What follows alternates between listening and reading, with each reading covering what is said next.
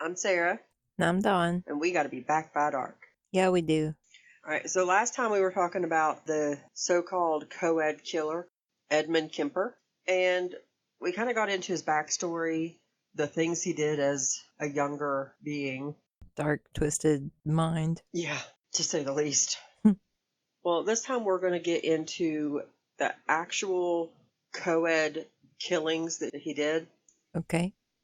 Kemper's victims, not counting his grandparents, were Mary Ann Pesey, who was only 18 years old, Anita Luchessa, also 18 years old, Iko Koo, who was only 15 years old, Cindy Shaw, who was 18, Rosalind Thorpe, who was 23, Allison Liu, who was 20, his mother, Clarnell Kemper Strandberg, who was 52, and Sarah Taylor Sally Hallett, who was 59. And that was all within 11 months. Yeah, he did all this in under a year. Now, on May the 7th of 1972, Kemper picked up his first hitchhiking victims. At this time, he was only 23 years old. While he was out driving in Berkeley, he picked up Fresno State University students Mary Ann Pesey and Anita Luchessa. Wait, if he was 23, he got out of the state hospital or whatever when he was 21. Yeah. So he was only out in society for 2 years. Yeah, 2 years, and the whole time he was on parole, he was still going and talking to people and supposedly better. He wasn't crazy no more, they said. Well, okay, yeah. No, he picked up these two girls under the pretense of taking them to Stanford University. After driving around for about an hour, he was able to arrive at a secluded wooden area that he had become familiar with due to his work at the highway department near Alameda. The two girls were unaware as yet to the change in destination from their original plan, and this is where he first handcuffed Pesey and locked Luchessa in the trunk of the car. Once he had accomplished that, he stabbed and strangled Pesey to death. Luchessa soon followed in similar condition. Later, Kemper confessed that while he was handcuffing Pesey, he brushed the back of his hand against her breast and that it embarrassed him, adding in that he then said, "Whoops, I'm sorry," despite the fact that he had planned to murder her in the next couple of minutes. So he brushed his hand against her boob. Yeah, accidental boob grab. And that's what he's upset about. Yes, that embarrassed him. I mean, who hasn't done an accidental boob grab? Kemper also stated that his choice in victims were women who seemed upper middle class, of a better class of people than the scroungy, messy, dirty, smelly hippie types I wasn't at all interested in. He didn't want no dirty hippies. No, nothing but the best. That's right. Once he had killed them both, he placed the women's bodies in the trunk of his Ford Galaxy and returned with them to his apartment. This dude was even stopped by a cop on his way home for a broken tail light. Body's still in the trunk, but the officer didn't even catch a hint that anything was hinky. There had to be, like, blood in the backseat, blood in the car. Well, he didn't kill them in the car. He took them out of the car and killed them. But he was able to convince the cop that nothing was wrong. Because they were buddies. Yeah, that's just Big Ed. Now, Kemper also did not live alone at this time. However, on this night, his roommate was not at home, so Kemper just brought the bodies up and into his apartment. There he photographed and had sexual intercourse with each of the naked corpses before then dismembering them both. Disgusting. Very much so. He then proceeded to place the body parts in plastic bags and later abandoning them near Loma Prieta Mountain. But he still wasn't done with the two. So he kept body parts too? Before disposing of the women's severed heads into a ravine, he engaged in orally pleasuring himself using the mouths of the severed heads. Agreed. At this time, of course, runaways were sadly not uncommon in California, especially Southern California. So the police didn't even really start to look for these girls until the first signs of their bodies were found. In August of that same year, Pesey's skull was found on Loma Prieta Mountain. After an extensive search, no trace of Luchessa was found, nor were there any signs of the rest of Pesey's remains. You would think that they would start taking missing people more seriously at that time because there were so many serial killers right then. Like, how long did it take for them to be like, maybe we should not just brush this off? Kemper's next victim is in so many ways much more heartbreaking. Aiko Ku was a 15-year-old dance student who sadly chose the evening of September 14th, 1972, to hitchhike after missing her bus home. Oh, no. She's not a college student. She's a kid. Yeah. I mean, yeah, at 15 we all thought we were grown up, but we weren't. This one wasn't either. Once Kemper picked up Ku, he again drove to a remote area for privacy in order to do his dastardly deeds. Once they arrived at the area, he pulled a gun on her before accidentally locking himself out of the car. Right. You'd think with that high IQ. Right, yeah, you would think. Well, for some reason, however, Ku let him back in the car, although some reports say that she didn't realize that the gun was in the car at the time. Yeah. Because I can't imagine why she would let him back in the car if she had access to the gun. Well. Yeah, I know. I mean, we're not in that situation, so we don't really know what would be going through our heads. No, and I've seen on other things as well where people say that he's like stupid charming. Yeah, multiple reports have said he's a good guy, he's a nice guy. Manipulative is what I'm thinking. Very charming, very manipulative. What is the phrase? Butter wouldn't melt on his tongue. Okay. Because he's such a smooth talker. Mm-hmm. Cool as ice. Okay. I hadn't heard that one, but I like it. Thanks. Now, once he was back in the car with her, he proceeded to choke her into unconsciousness. Once he was certain that she was unconscious, he dragged her from the back seat of the car to rape her. Kemper stated, quote, "Oh, this is so disgusting. It didn't take more than 15 or 20 seconds before I had an orgasm." Ew. Yeah. Once he had finished his disgusting act, again he strangled her, this time killing her. And sadly, I can't say finally killing her. No, this man didn't stop once his victim was dead. He was way too twisted for that. Once Ku was dead, Kemper did as he had previously done. He packed her into the trunk of his car and returned to his apartment. This time there was no traffic stop. Instead, he stopped at a nearby bar on Bonnie Doon Road to toss back a few. Kemper later confessed that before going into the bar, as well as after exiting the bar, he opened his trunk, quote, both to check that she was really dead, and also to savor my triumph, to admire my work and her beauty, like a fisherman happy with his catch. No, that's not how people act. Once he finally returned to his apartment, he raped her corpse, then dismembered and disposed of her remains similar to the previous two women.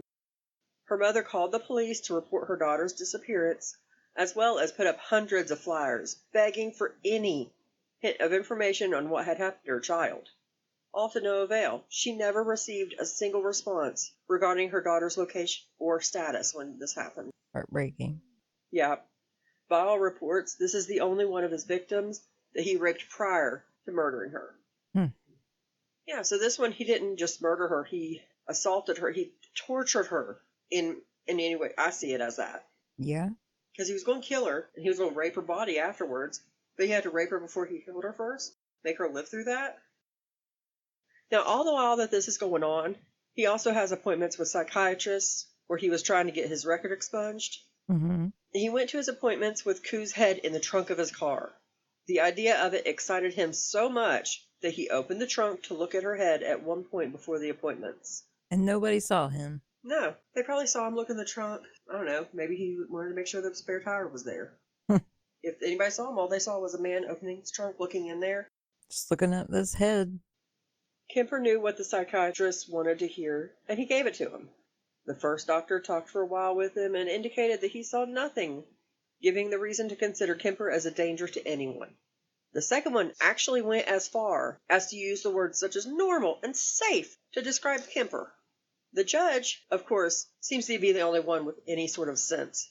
Somebody needs it. Yeah. The judge assigned to the case, he disagreed. As he could find no grounds to deny the request, the records were sealed.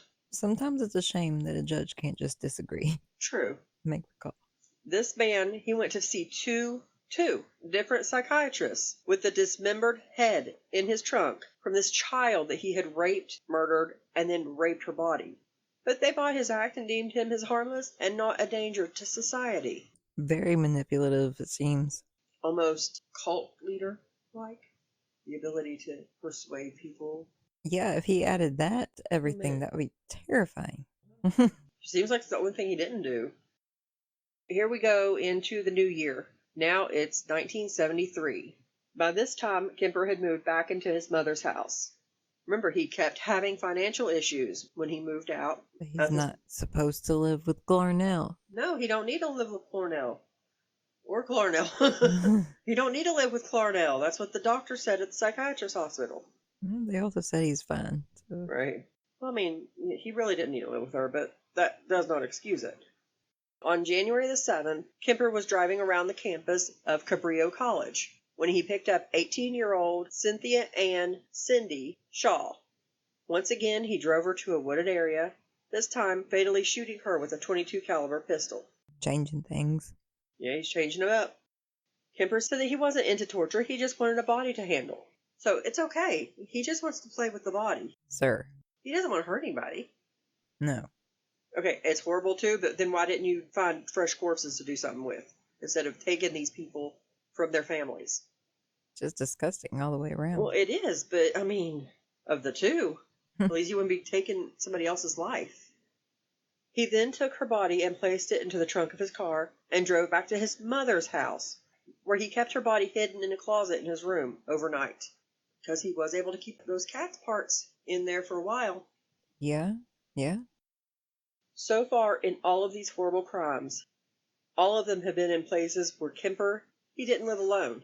Anytime he could have been caught. Somebody could have walked in at an inopportune time. But they didn't. But it didn't happen.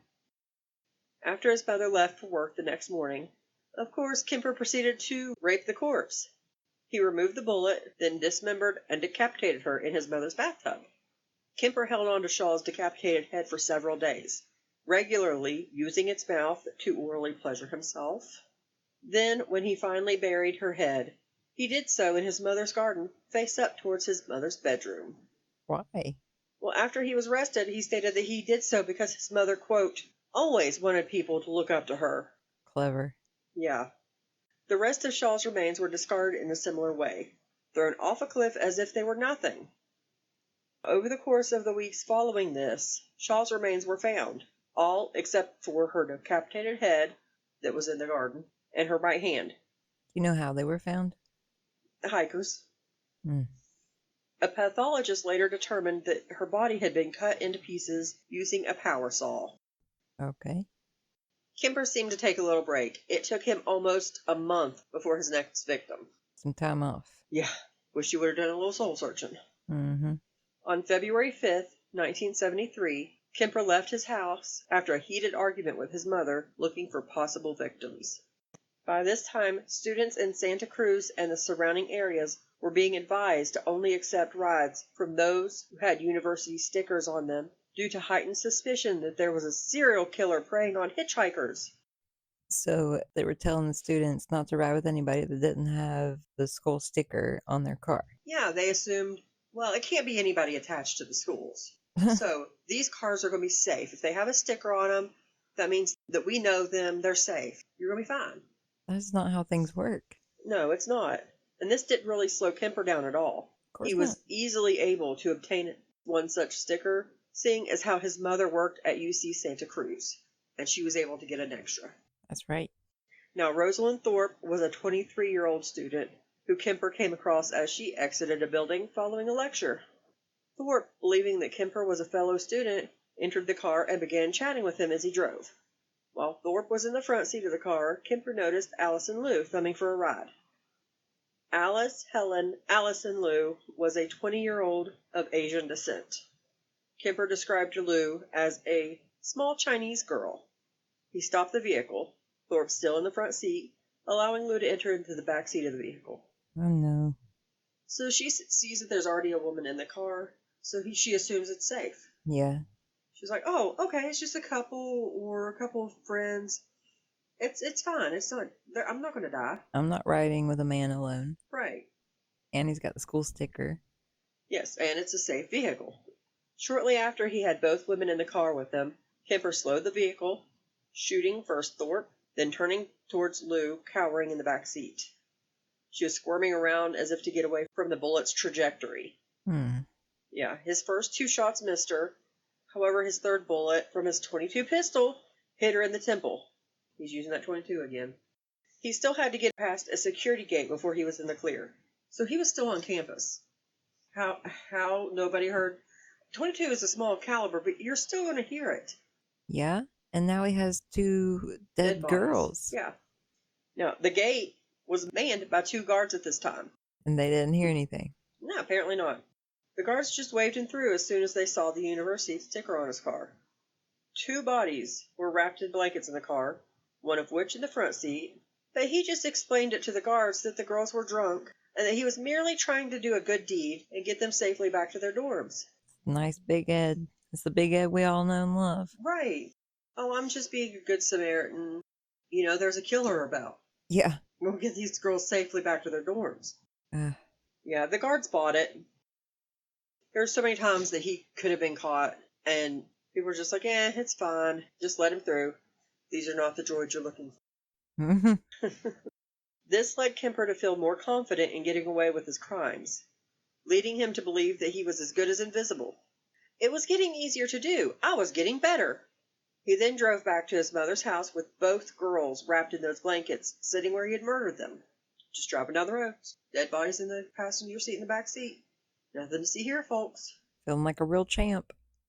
This time, he didn't wait to bring them into the house before beheading both girls. Once he beheaded the bodies, he carried both of the headless bodies into his mother's home and proceeded to rape them. So where did he behead the bodies? Oh, he did it in the car. Oh, okay. Just like in the driveway? Yeah, right there in the car. Car in the driveway. Nobody saw anything. Yeah. He then dismembered each body, making sure to remove the bullets so no one could use ballistics to get him. Forensic countermeasures again. From all that studying. Right. Yeah, he made sure to learn how to get away with murder. Mm-hmm. He then discarded the bodies as if they were nothing but trash the next morning. Now, a week later, some of the remains of the girls were found at Eden Canyon. More weren't found until March. These were near Route 1. In a later interview, he was questioned as to why he chose to decapitate his victims. Oh, don't worry, he explained. Tell me. Quote, "The head trip fantasies were a bit like a trophy. You know, the head is where everything's at, the brain, eyes, mouth. That's the person. I remember being told as a kid, you cut off the head and the body dies. The body's nothing after the head is cut off. Well, that's not quite true. There's a lot left in a girl's body without the head." Mm-mm. This man is so very disgusting in so many ways. Yeah, for him to be so smart, that is so dumb. Sadly, that thought of, not the dead body part, but there's a lot left of a girl's body without the head. Mm-hmm. Sadly, that's a very popular opinion at the time with men. Don't worry about anything to do in their head. You want the rest of the body. That's where all the fun is. That's just because they didn't want to hear women speak or to let them think. Right. So he had heard it and twisted it into his own little macabre thought process. By this time, there was definitely a hunt going on to try to figure out who was killing all these girls. Yeah, Kemper had used his friendships with those of the Force. Those of the Force. My Star Wars brain's going tonight.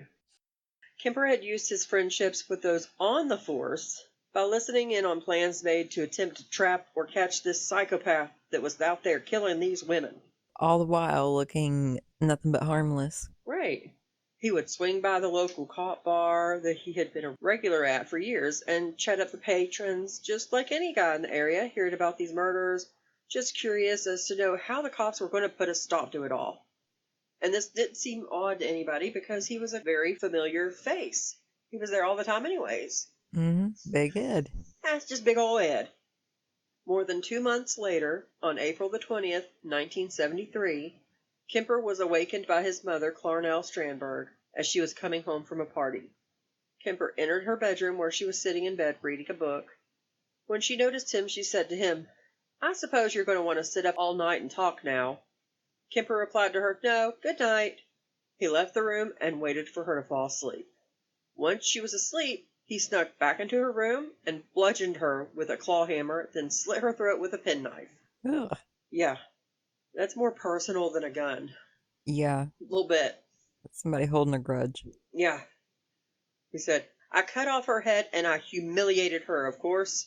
She was dead because of the way she'd raised her son. Kemper later told in a 1984 interview. There are reports that even with his mother, Kemper stayed true to his MO, decapitating her, then raping her now headless body. But of course he didn't stop there. He then proceeded to use her head as a dartboard, after cutting out her tongue as well as her larynx and putting them in the garbage disposal. A lot of passion in this one. Yeah, this man really, really loved to treat the remains of his victims like trash.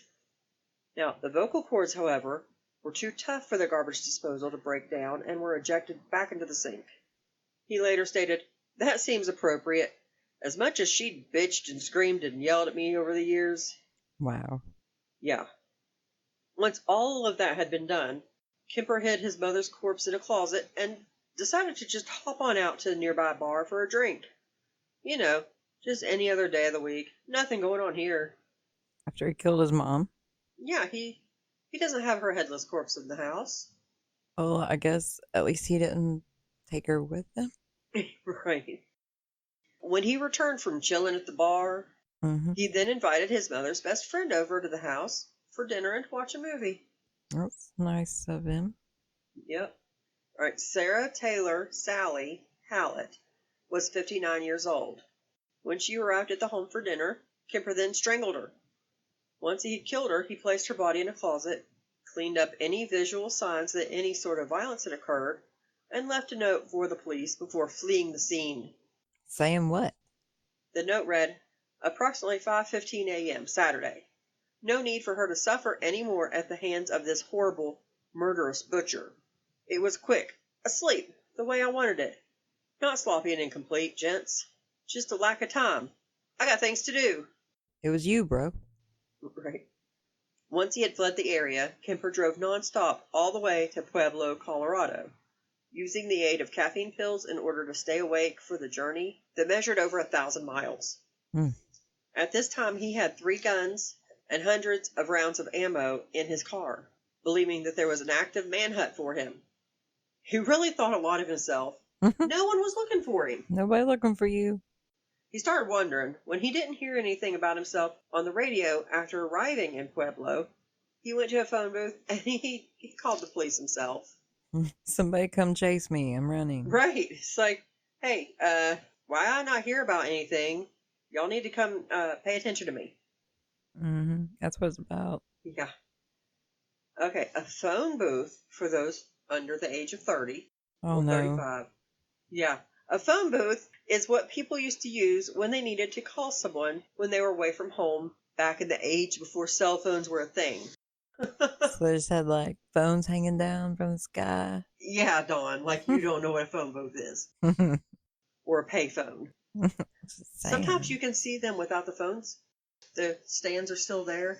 Oh, yeah. They cut the cords. Yes, they cut the phone out. It's just the box surrounding it. Took the phone book out. Yeah. When someone from the police department answered the phone, Kemper confessed his culpability in his mother's murder, as well as Hallett. The police thought he was a crackpot and told him to call back later, not believing a word he said. You can't even get caught. Right. Several hours later, Kemper tried again, this time asking to speak to an officer that he knew personally. Remember, Kemper kept friendships with cops after he was refused admission to the academy. Bar buddies. Once he was connected to the officer, he confessed to the killing of his mother as well as Hallett, then just waited for the cops to come and get him and take him into custody. Even then, he had to convince the cop that what he was saying was true. That's pretty bad. Yeah. Yeah, nobody believed that it was him. He's just this nice guy. He's a good guy. Real personable. I like him. All they had to do is go to his house. Right. Once he was in police custody, he then confessed to the other 6 murders of the students. They did not believe him. They found his mother and her friend, but they didn't believe that he was the one killing all these other students. Why? Why would he come and say this to people? They think he was trying to pull a prank? I don't know. It's just Big Ed. That's what I'm saying.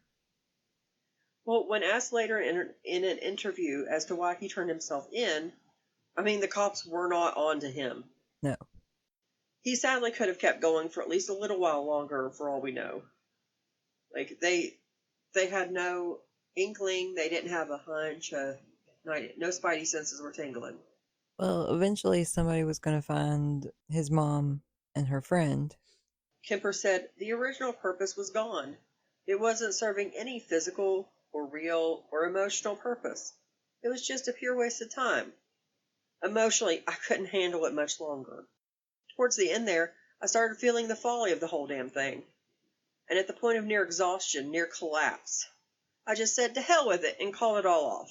Poor thing. Called what off? The chase that No. wasn't happening? The murders. You know what? It's too stressful for me to hunt these girls, pick them up, kill them, rape their bodies, chop their heads off, chop up their bodies. Okay. It was just too much. It is a lot. It is a lot, but it was just too much for him. He couldn't handle it.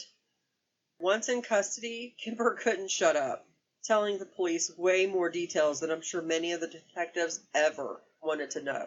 Real chatty Cathy. Quite a bit. He even went with the officers to show them where some of the remains of the victims would be found that had yet to be discovered, as a part of showing that he really had committed these atrocities. They were still having trouble believing that he had done it. He's like, no, look, here. Yeah, look, here, I'll show you. Edmund Emil Kemper III was indicted on 8 counts of first-degree murder on May 7th, 1973. Finally, yes. He was assigned a public defender to plead his case. Kemper was assigned the chief public defender of Santa Cruz County, Attorney Jim Jackson. I bet he was not happy. Now, Kemper had already given a detailed and very explicit confession to police. So the only option that his counsel could come up with was to plead not guilty by reason of insanity. I don't blame him. Right. While in custody, Kemper attempted suicide 2 different times by slashing his wrists. I think maybe he wanted attention. I don't know if it was for his insanity plea or if he was like, well, I've done everything I want to do, so bye. Maybe, who knows? The trial of California versus Edmund Kemper went forward on October the 23rd of 1973. 3 separate psychiatrists appointed by the court found Kemper to be legally sane. Yeah, not sure how anyone who's capable of committing these atrocities could be sane, but whatever. Well, don't they just, determine that as if, premeditated, or if you tried to cover up the murder at all, then you knew... You knew what you're doing? Uh-huh. I'm guessing. One of the court-appointed psychiatrists, Dr. Joel Fort, went so far as to investigate Kemper's juvenile records. You know, the one that previous psychiatrists said should be expunged because he wasn't any danger to society, and that the diagnosis that he was at one time psychotic. Uh-huh. Dr. Fort also interviewed Kemper himself, at one time using truth serum. Yeah. Truth serum is notorious for those under its influence to say some far-out things.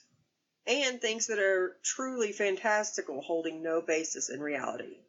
Yeah, well, all the things that he did would seem that way. True, but, I mean, even not just with him, there's a reason that they don't just give it to all prisoners, or even those being interrogated by the cops. Yeah.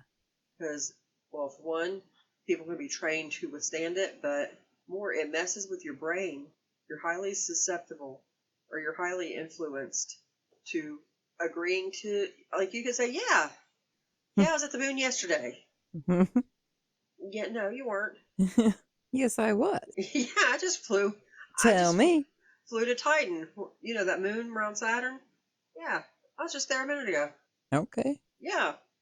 While under the influence of the truth serum, Kemper confessed to the doctor that he had also engaged in cannibalism, alleging that he sliced the flesh from the legs of his victims and cooked them into a casserole. So when you're already doing these dark things and somebody gives you truth serum, that's where it goes. Apparently he had human casserole. Gross. Yeah. Nevertheless, Fort came to the conclusion that Kemper was fully aware and cognizant of his actions in each case, and that Kemper, in fact, enjoyed the idea of the infamy that often is associated with the label of murderer. Later, after no longer being under the control of the truth serum, Kemper recanted this confession of his engaging in the act of cannibalism. But I won't do that. Right. California prosecutors used the McNaughton standard.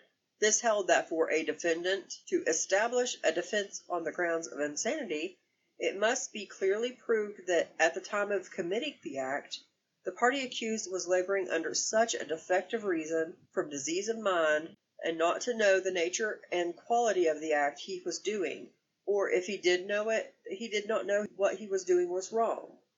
Okay. So that answers your question. That's how they decide if somebody's sane or not. Yeah. Kemper, however, showed every appearance to have known that the very nature of his acts were wrong, and that he had shown signs of malice aforethought. Yeah, I did. Yeah. There was also the fact that there was evidence of premeditation and planning in his crimes. Yes. Which is why it was first-degree murder and not second-degree. Mm-hmm. Kemper took the stand on November the 1st, attempting to sway the jury that he was in fact not in his right mind. He testified that his reasoning for the murder of his victims was because he wanted them for myself, like possessions. His plan being that no sane person would take part in acts such as necrophilia. He claimed that two beings inhabited his body, and that when the personality responsible for the killings took control, it was kind of like blacking out. Kemper had already told interrogators that he did in fact feel remorse for his actions, and had taken to drinking more and more to relieve the pressure. Aw, poor little baby. He also described the sexual thrill he achieved from removing someone's head, and said that killing was as a narcotic to him. The trial lasted less than 3 weeks in all. It's probably just 3 weeks of him talking. More than likely. Yeah, he didn't know what he was doing. He blacked out. But he felt remorse, and it was like a narcotic. Right, and didn't you also say that you gave over 100 rides to girls before starting to kill them? Yes, and in between those, he would also give rides to talk about the murders. Who could possibly do these things? He was still giving rides and letting people go in between the murders. Practicing social skills. And getting a thrill out of talking about it, and the fact that it's him and nobody knows. Yep. On November 8th, 1973, the jury, evenly distributed between 6 men and 6 women, deliberated for just 5 hours. That's all it took to come down to the conclusion, declaring Kemper both sane as well as guilty on all counts. Not sure if he was still holding on to the farce of insanity, but Kemper asked for the death penalty, asking for death by torture when asked by the judge what he thought his punishment should be.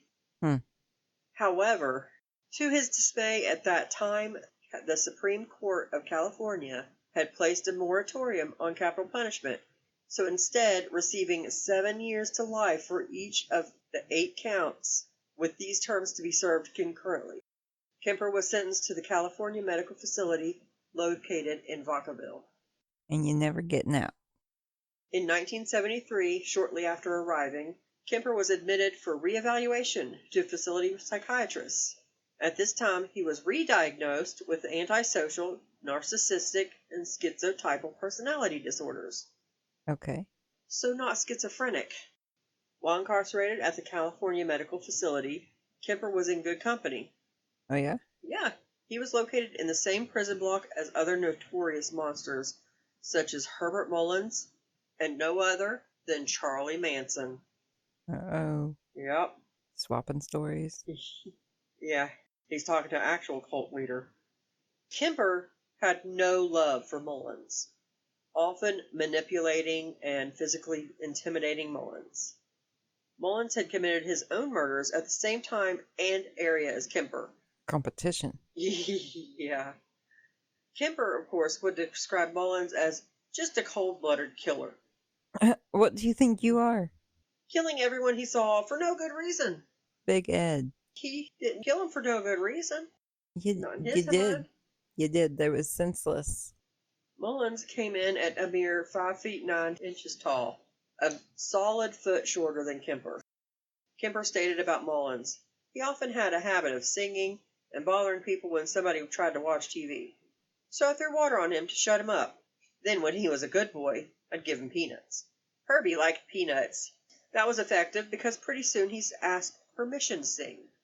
That's called behavior modification treatment. That's called you're weird. You're real weird. Yeah, but that's Kemper saying that. I know. I mean, using the term behavior modification treatment. Well, yeah, because he studied. Yes, he knows the buzzwords. Very well read. Among those who interviewed Kemper were the agents in the early days of the FBI's Behavioral Science Unit located at Quantico, Virginia. Anybody who's watched Criminal Minds knows what I'm talking about. They're profilers. They study serial killers. And you have seen Criminal Minds. Yes. Derek Morgan. Calm down. Nope. Or if you've watched, is it on Netflix? What? Mindhunters. Yeah. Among those were agents John Douglas and Robert L. Ressler. Douglas stated that Kemper was among one of the brightest prison inmates he'd ever interviewed. They quickly came to the conclusion that Kemper liked to talk. We already know this. Mm-hmm. Often talking for several hours at a time. First, he tried his same tricks on them that he'd previously worked in the past to try to get them to believe every word out of his mouth, play and control the conversation. Didn't work this time? No, ultimately he relaxed and he just talked openly with the agents because they're profilers. They get into the mind of the criminal. Yeah. Well, whenever you said that he talked openly with the agents, my first thought is that's unfortunate. Yeah, but they asked for it. Yeah. Douglas believed that Kemper seemed distant and analytical, not emotionally moved unless discussing his mother's treatment of him. Well, of course he was emotionally distant, because those weren't girls, those weren't people. They were just bodies. Yeah. For him to play with. Apparently. Kemper believed that his mother's animosity towards him began merely because he looked like his father, that she hated him and he became a target for her frustrations. Blaming his mother and her forcing him to sleep in the dark, windowless basement, making him feel dangerous and shameful. As he grew, these feelings only seemed to intensify. Kemper liked to use what he had learned from his different treatment programs, using jargon when he described himself. Quote, he knew all the buzzwords. Mm-hmm. One of the things that the agents found interesting when talking with Kemper was the way he saw what he was doing as a game. He would figure out the best ways to put these girls at ease, make them believe that they were safe with him. Douglas writes, this type of information would start suggesting something important. The normal common sense assumptions, verbal cues, body language, and so on that we use to size up it and other people often don't apply to sociopaths. Douglas summed up Kemper's approach and ultimate goals: manipulation, domination, control. Sounds about right. Yeah. Like many others who talked to Kemper before and during his incarceration, Douglas admitted that he liked Ed. He was friendly, open, sensitive, and had a good sense of humor. All right. Good old Big Ed.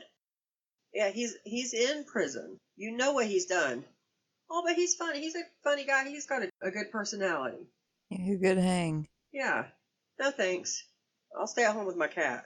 And if he tries anything with my cat, I'll beat him. And keep their Kemper. Yeah, keep their Kemper. Kemper remains in the general population in prison and is seen as a model prisoner. And once again, he's behind bars, so of course he's a model prisoner. Well, yes. He has been placed in charge of scheduling other inmates' appointments with psychiatrists and has become quite an accomplished craftsman of ceramic cups. Oh, how nice. Which sadly, I'm sure you could probably buy online because that's the world we live in. That's insane. Yeah, agreed. But, I mean, you got fangirls. Yeah, there were a lot of things whenever I would go up to look up certain serial killers where I had to get through so many of the top search results because they were for, like, fan sites. Yeah, fan pages. That's what I'm trying to say. Fan pages. Yeah, and like they send marriage proposals, these women. I don't get it. I don't either. He also kept busy as a prolific narrator of audiobooks for a charity program that prepared material for those visually impaired. In 1987, an article in Los Angeles Times stated that he was in charge of coordinating the prison's program and that he had personally spent over 5,000 hours narrating books with several hundred such completed recordings to his name. That's creepy. It's very creepy. I don't want him in my head. No. I mean, I work at an old folks' home. And a lot of those people, they listen to stories Mm-hmm. and tapes because they can't see to read anymore. And some of them could be Kemper. We Yeah, don't know. that is real creepy. Yeah. Now, in 2015, Kemper experienced a stroke and was declared medically disabled, therefore was retired from such positions. The very first time he has been noted to having had a rules violation occurred in 2016 due to his failure to provide a urine sample. That was the first one. Yeah, and a urine sample? Hmm. That makes no sense to me. Did he just like not go? I don't know. Because, I mean, is it like, was he afraid that he was going to have something in his system that he wasn't supposed to? Or was he not taking his meds and afraid that they were going to catch him? Or just senile now and just refused? I, Could be. yeah. We don't know why he didn't give him his urine sample. No, we don't know why he wouldn't pee in a cup. Look who's talking. Give me your pee-pee. Right. All right. Kemper was not afraid to participate in interviews when called upon. As we said, once the man started talking, he never shut up. No. Chatty Cathy. Yes. While in prison. While in prison. Yeah, it's a Prussian prison. Prison. While in prison, he was included in a 1982 segment in the documentary The Killing of America, as well as the 1984 documentary Murder, No Apparent Motive. His many interviews have assisted law enforcement and psychiatrists in understanding the mind of a serial killer. In fact, FBI profiler John E. Douglas went on to describe Kemper as among the brightest prison inmates he had ever interviewed and capable of rare insight for a violent criminal. He went on to add that personally he liked Kemper, referring to him as friendly, open, sensitive, and having a good sense of humor. Like, all of that sounds like compliments. It does, doesn't it? Mm-hmm. And that's somebody trained to see through all the BS. I don't care for it. No. Kemper was even accredited in changing the policy that the FBI agents conducted interviews of serial killers.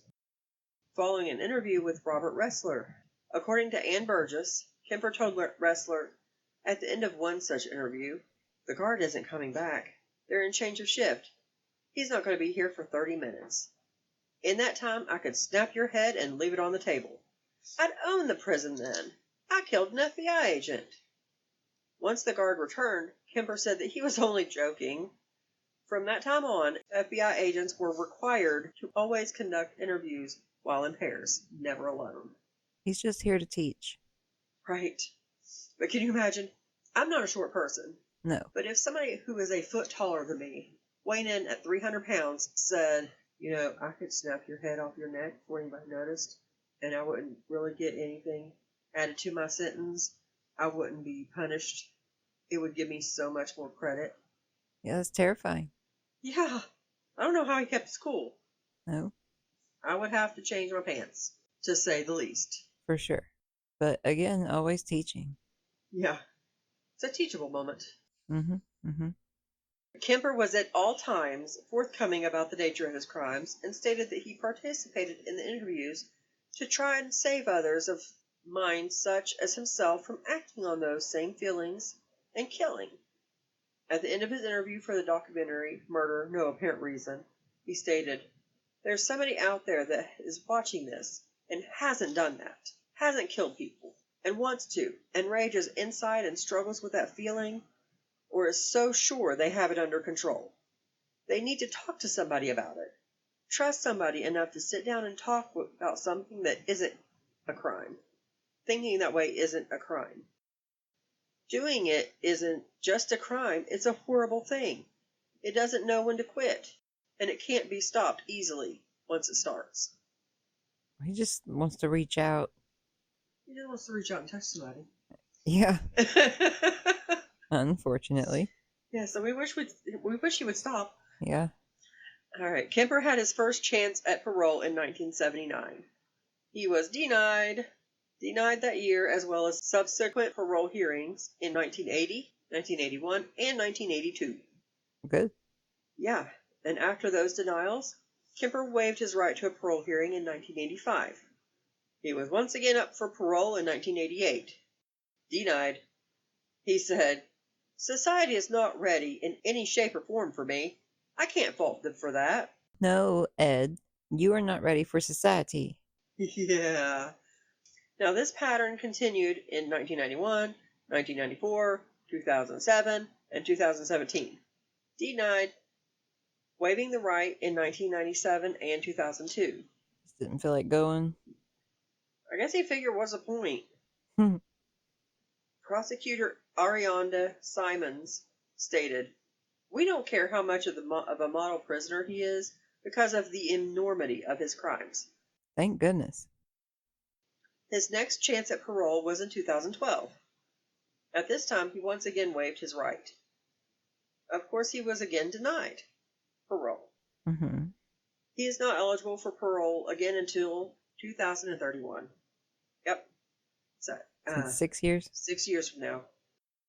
Following his 2024 hearing, which he declined to attend, it was reported that Kemper was now wheelchair-bound and suffering from the effects of diabetes and coronary heart disease. Even with all of that, a psychiatrist evaluation conducted in April of 2024 came to the conclusion he was to be classified as a high risk to reoffend. This man's sick in a wheelchair, but he's at a high risk to do all of this horrible things again. Well, yeah. If they didn't already have the medical records proving that these things were wrong, I wouldn't believe that he couldn't walk. Like, he's so manipulative. True. But yeah, this man, bound to a wheelchair, is so devious that experts still deem him to be capable and even willing to do it again. Yeah. That's just needed to be said twice. Mm-hmm. Edmund Kemper and his crimes have even made it into popular culture and film.